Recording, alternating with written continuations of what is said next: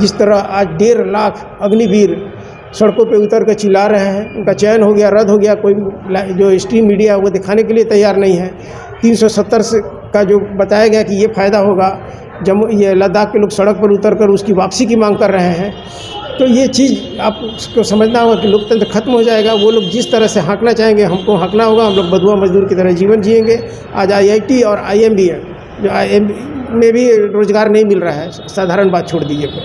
तो ये चीज़ समझना होगा, और जब तक यहाँ के लोग इस चीज़ से नहीं उभरेंगे, खास करके OBC के लोग, दलित समाज के लोग इस चीज़ को नहीं समझेंगे कि हमारा मूल घर किधर है, हमको कहाँ हाँका जा रहा है और कहाँ हमको जाना चाहिए, तब तक काफ़ी देर हो गई, बहुत देर हो चुकी होगी और लोकतंत्र तब तक भटक चुका होगा अपनी राह। फड़के जी ने अभी लोकसभा में जो अभी चल रहा है लोकसभा में, तो राज्यसभा के वो मेंबर हैं, राज्यसभा उच्च सदन में खड़े होकर बोल रहे हैं कि आप लोग एक ही बार डिक्लेयर कर दीजिए कि चुनाव अगला नहीं हो। ये अपने आप में बहुत ही बड़ा संकेत है राजनीति की दिशा किधर जाने वाली है। में भी हम चीन और रूस की तरफ चले जाएंगे, नाम मात्र का लोकतंत्र रहेगा, हमको बोलने का अधिकार नहीं। गठबंधन के लोग हम फिर पुनः दोहराना चाहेंगे इन लोगों को कि अगर सोशल इंजीनियरिंग का सिर्फ ख्याल करके और ज़्यादा से ज़्यादा OBC के लोगों को टिकट मिले और ज़्यादा से ज़्यादा फॉरवर्ड क्लास के लोगों को टिकट मिले, सीट वाइज अध्ययन करके जातीय सेंसस जो है उसका डेटा को लेकर, तो बाजी पलट जाएगी। अगर धरातल पर कुछ दिखता, कुछ वर्क होता, हम रक्सौल को ही ले लें। सांसद की औकात है एक ट्रेन चला दे, वो सिर्फ झंडी आके वहाँ से तय होगा और आके झंडी दिखाएंगे, क्रेडिट लेंगे, चला दिए। जो आदमी यहाँ का लाइफ लाइन था इंटरसिटी, उसको छीन लिया। जो एक झुंझुना दे दिया FOB, इनका दिमाग पड़िए, वो FOB वहाँ पर नहीं लायक, वो पैसे का बंदर बाट है, कुछ नहीं। लोगों के साथ मौजूद है पॉलिटिकल एनालिस्ट नूरुल्लाह खान जी। आइए, आगामी लोकसभा चुनाव जो कि 2024 में, उनको लेकर के हम इनसे कुछ जानकारी लेंगे और समझने की कोशिश करेंगे। आप लगातार अंत तक ज़रूर देखें, क्योंकि ये वीडियो, मुझे ऐसा लगता है कि ये वीडियो हमारे लिए नहीं, आप तमाम दर्शकों के लिए, और ख़ास तौर से अगर आप हिंदुस्तान के किसी कोने से बिलोंग करते हैं तो ये आपके लिए और आपकी इस वीडियो की एक लाइन काफ़ी महत्वपूर्ण है। सबसे पहले तो नूरुल्लाह खान जी, आपका स्वागत है। क्या कहना चाहेंगे सर, 2024 का जो इलेक्शन है अप्रैल में, उन चीज़ों को आप कैसे लेते हैं और कैसे देखते हैं?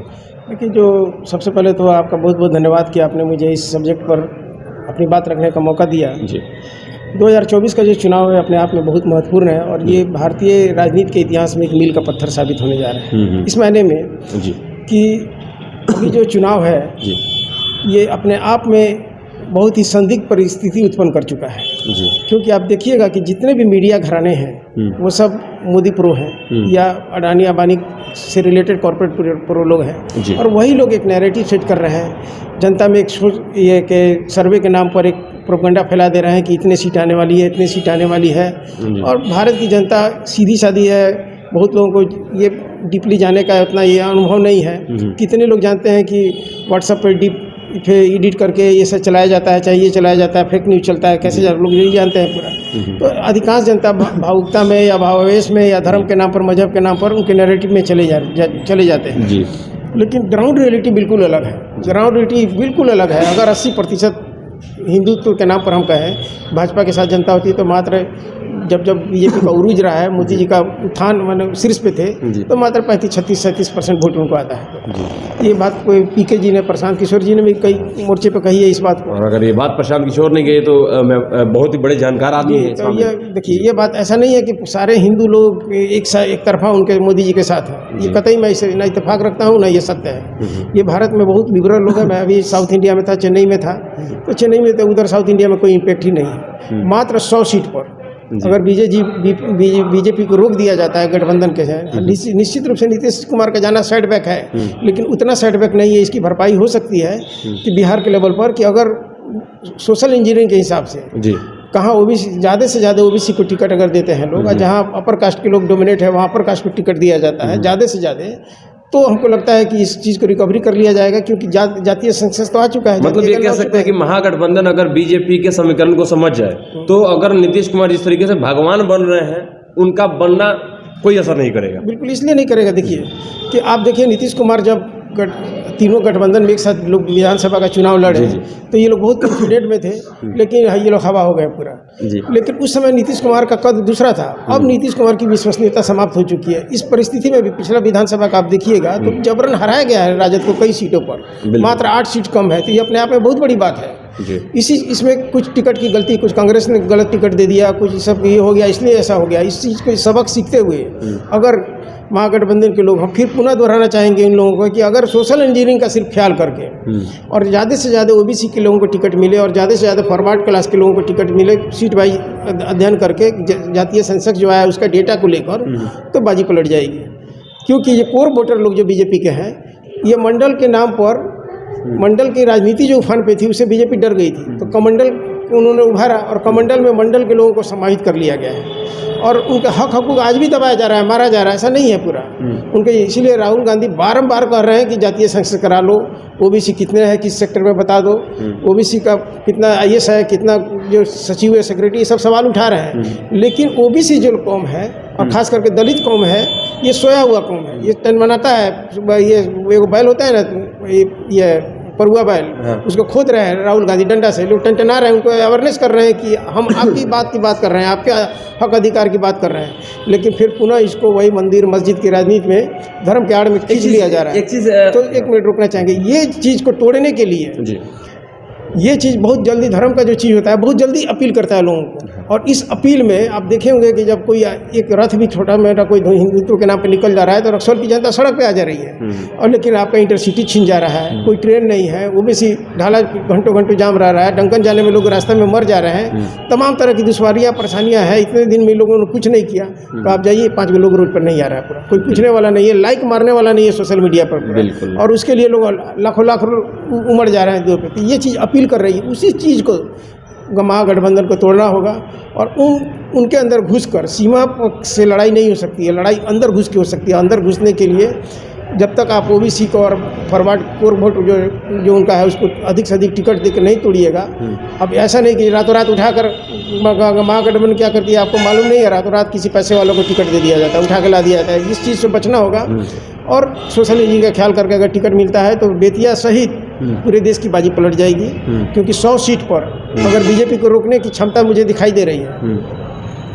जो राहुल गांधी के पास वोट बैंक है ये समझ में आ गया, चुनाव हारना जितना अलग बात है, 47-48 लाख बीजेपी से अधिक वोट मिला है जो अभी 5 राज्य का चुनाव हुआ है उसमें कांग्रेस को। इसका मतलब इनके पास वोट बैंक है। और अगर राहुल गांधी या महागठबंधन में दम नहीं होता तो ये लोग उनको नोटिस नहीं लेते हैं, सरकारें नहीं गिराते हैं, नहीं इधर उधर उथल पुथल करते हैं, केजरीवाल को डिस्टर्ब नहीं करते हैं, झारखंड में नहीं बदलते हैं, वहाँ उद्धव ठाकरे को रोकने की कोशिश नहीं की जाती।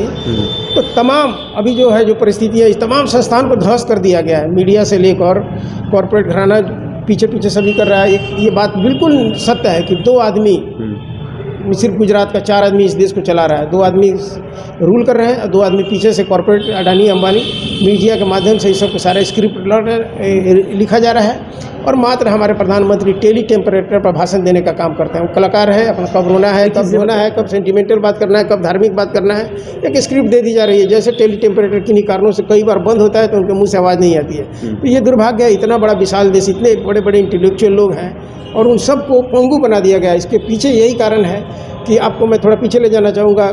इजराइल का एक सॉफ्टवेयर आया था, मेरे एक बहुत बड़े IAS अफसर से जो अभी रिटायर कर गए हैं और वो प्रशांत किशोर की टीम में भी हैं, तो उनसे पटना में बात हुई तो उन्होंने कि जो पेंगासस जासूस है जो सॉफ्टवेयर आया था, तो हर आदमी का निजी लाइफ है, आर्थिक लाइफ है, कहीं ना कहीं किसी की कमजोरी है। तो बहुत सारे लोगों को, चाहे जुडिशरी के लोग हों या मीडिया के लोग हों या इधर विपक्ष के लोग हों या उनके पक्ष के भी लोग हों, कि पक्ष के लोग भी हमसे रिपोर्ट नहीं करें, उन सब के निजी लाइफ का जासूसी कराकर रख लिया गया डेटा और उसका मिसयूज कराकर ये इतना बड़ा खेला हो रहा है। और इसी खेल के ये कह सकते हैं उनकी पर्सनल जानकारी की, पर्सनल लाइफ की जानकारी को लेकर ब्लैकमेल टाइप में। देखिए मैं बीजेपी सरकार से भाषण नहीं हूँ, मैं उनका इस ये क्या है जो मुस्लिम उनका विरोध नहीं कर रहा हूँ। अगर धरातल पर कुछ दिखता, कुछ वर्क होता, हम रक्सौल को ही ले लें। सांसद की औकात है, एक ट्रेन चला दें, वो सिर्फ झंडी आके वहाँ से तय होगा और आके झंडी दिखाएंगे, क्रेडिट लेंगे, चला दिए। जो आदमी यहाँ का लाइफलाइन था इंटरसिटी, उसको छीन लिया। जो एक झुंझुना दे दिया FOB, इनका दिमाग पड़िए, वो FOB वहाँ बनने लायक, वो पैसे का बंदर बाट है, कुछ नहीं लोगों ने किया। और फिर इनके पीछे कार्यकर्ताओं की फौज है। एक चीज़ नुल्ला खान जी ये बताइए कि राहुल गांधी जैसा पढ़ा लिखा नागरिक और पढ़ा लिखा शख्स, और दूसरी ओर प्रधानमंत्री नरेंद्र मोदी की जैसा व्यक्ति जिसने MA के बाद MA और वो भी, हम समझ गए आपकी बात, सस्ती चीज़ें बहुत ज़्यादा आपको अपील करती है। हाँ, आप गंभीर कोई नाट्य मंच चल रहा हो, शहर में दो जगह लगा है, एक ऑर्केस्ट्रा लगा हो जिसमें कोई नंगी लड़कियां नाच कर रही हो और एक रंगमंच सजा हो जिस पर कोई गंभीर एक्ट का प्ले किया जा रहा हो। दोनों में दर्शक किधर ज़्यादा जाएंगे? आप अंदाज़ा लगा सकते हैं। बिल्कुल बिल्कुल। तो यही बात है, लोग ये समझ नहीं पा रहे हैं कि कौन इंटेलेक्चुअल लोग हैं, कौन देश को कहाँ ले जाना चाह रहा है। दूसरी चीज़ हम ये और ये जानना लोग चाहेंगे सिर्फ सर, मीडिया मैनेज और कॉर्पोरेट का जो ये छवि बनाया गया है, नैरेटिव बनाया गया है, उसमें फंस कर देश को हम और आप गर्त में धकेल रहे हैं। हम जब तक दिमाग से वोट नहीं देना नहीं सोचेंगे, दिल से जब तक हम सोचना वोट सोचेंगे, कुछ नहीं होगा। ये सुनिए, ये हिंदुत्व तो कुछ नहीं होता है। ना मुस्लिम खतरे में है, ना हिंदू खतरे में है, कोई खतरे में नहीं है। ये खतरे में है तो लोग, ये कुर्सी खतरे में है कि नहीं। कल तक नीतीश कुमार सेकुलर थे, आज फिर उधर चले गए और कल साफा बांध के घूम रहे थे कि मुख्यमंत्री को उतारेंगे नहीं, तब तक साफा नहीं बनाएंगे। आज उनके नेतृत्व में उप मुख्यमंत्री हैं। तो ये सब उन लोगों का एक ये है। लेकिन धरातल पर, देश स्तर पर, विधानसभा के स्तर पर, राज्य स्तर पर हमको क्या मिल रहा है और क्या हमको बेनिफिट हो रहा है, ये जब सोच कर हम वोटिंग करेंगे तो निश्चित रूप से हम साउथ की तरह हो जाएंगे। आखिरी सवाल नुल्ला खान जी हमारा आपसे ये होगा कि देश का एक राज्य गुजरात और दूसरा राज्य बिहार के लोकसभा सीट की संख्या 40 है और गुजरात की इससे कम है, 26। अब ये देखने वाली बात ये है कि गुजरात वाले क्या करते हैं कि वो आज बुलेट ट्रेन पे चढ़ते हैं, लेकिन बिहार वालों के यहाँ पैसेंजर भी छीन ली जाती है। तो हम इसलिए कि हम 5 किलो अनाज हमको इनफ लगता है और जय श्री राम का नारा हमको बहुत अपील करता है। तो वो लोग व्यापारी हैं, वो कई मोर्चे पर बोल चुके हैं, संकेत भी देते हैं वो लोग कि हम लोग व्यापारी हैं, हमको व्यापार करना आता है। इन लोगों ने राजनीति को व्यापार बना दिया है। जब लोग समझेंगे कि ये व्यापार नहीं है, ये हमारे राजनीति, भारत के लोगों के भाग्य के निर्माता है, भाग्य की दिशा तय करने वाला लोग है कि का माध्यम है, जब ये समझ जाएंगे तो देश अपने आप सही पटरी पे आ जाएगा। लेकिन जुडिशरी के लोगों को भी न्यायिक सक्रियता दिखानी होगी, कुछ लोगों को आना होगा देश के लोकतंत्र को बचाने के लिए आगे।